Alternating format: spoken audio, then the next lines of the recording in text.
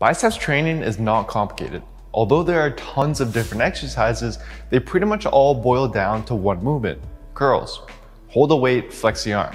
Simple, right? Not really. There's 5 common mistakes almost everyone makes. Fix these and your curls will instantly become far more effective at growing your biceps. Mistake number 1. You might have already noticed that as you curl a weight up, it gets harder and harder and becomes the most difficult midway when your elbow is at 90 degrees. After this point, it actually gets easier. And your body can sense this, and it finds ways for you to cheat through this difficult bottom half of the movement without you even realizing. One way it does that is by initiating each rep with a slight swing.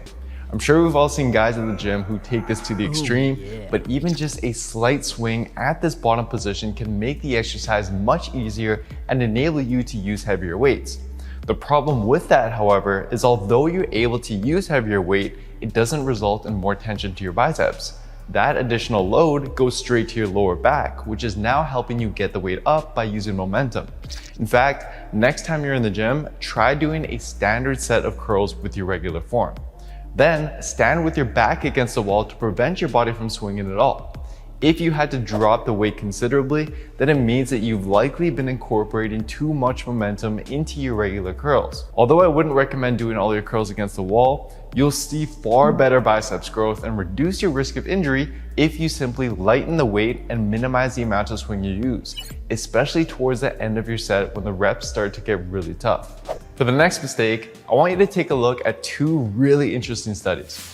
One study published just last year had subjects perform the preacher curl, but under 2 different conditions. One group performed only the bottom half of the curl, and the other group performed only the top half of the curl, using a weight that matched their strength level in each position. The biceps of each subject were measured at 3 points. After 5 weeks, here's what happened. The group that performed only the bottom half experienced roughly 2.6 times more biceps growth when averaged across the measurement sites.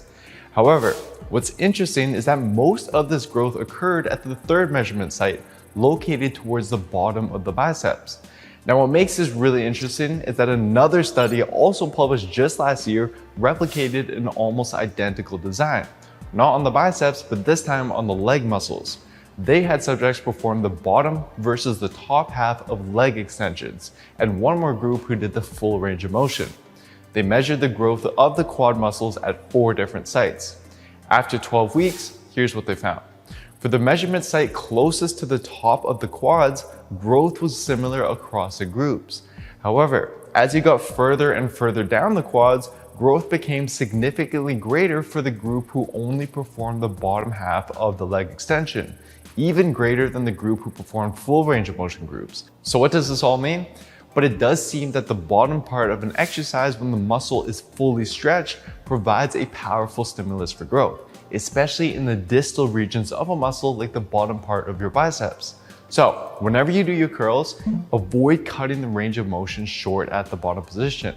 Instead, extend your arm fully by flexing your triceps at that bottom position before you go into your next rep to ensure your biceps get fully stretched. I remember for the longest time, whenever I would do curls, I'd end up feeling it way more in my forearms than in my biceps. In some cases, I'd even have to stop my sets, not because my biceps failed, but because my forearms just couldn't handle holding the weight any longer.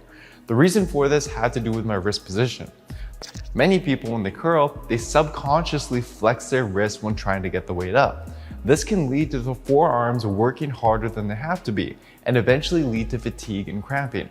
Instead, next time you do a curl, first bend your wrist back so that it's aligned with your forearm, and then keep it that way as you curl. When done properly, you'll notice your forearms are now far less involved and your biceps are activating a lot more than they used to. Next, let's talk about the elbows. The primary function of the biceps is to flex the elbow. But whenever you curl with a weight that's too heavy for your biceps to lift, your front delts will start to help out by swinging your elbow forward. And in fact, biomechanics expert Coach Kasim tested this and found that allowing the elbows to excessively sway forward during the curl led to less biceps activation and more front delts activation, the opposite of what you'd want. So instead, keep your elbow locked and focus on the primary function of the biceps, flexing the arm.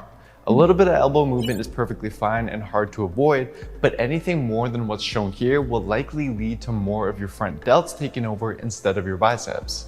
But there's something else not visible to the eye that could potentially slow your gains. To explain this, let's refer to a 2018 paper.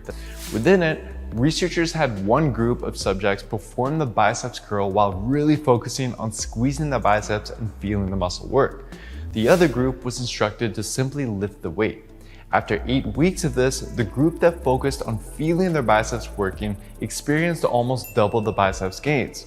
Now, although proper form will help you maximally activate your biceps already, some of you, even with proper form, may have a hard time actually feeling your biceps.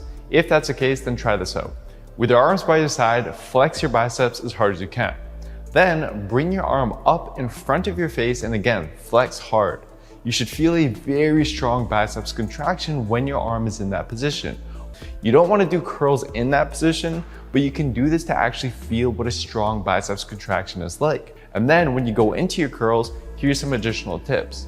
First, rather than thinking about simply lifting the weight up, think about pulling the bar or dumbbell into your body.